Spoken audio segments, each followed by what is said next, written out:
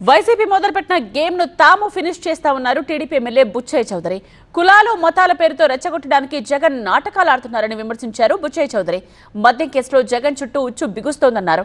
మద్యం స్కామ్ చేస్తే జైల్లో పెట్టకూడదా అని బుచ్చయ్య చౌదరి ప్రశ్నించారు. కులాల పేరుతో మతాల పేరుతో రెచ్చగొట్టడం కోసం జగన్మోహన్ రెడ్డి కపట నాటకం ఆడుతున్నాడు.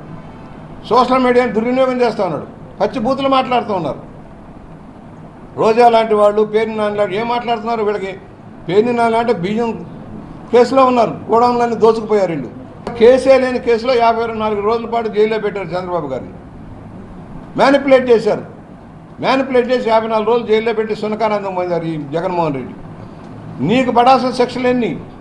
12 ఈడీ కేసులు 12 సంవత్సరాలుగా కొనసాగిస్తూ ఉన్నావు.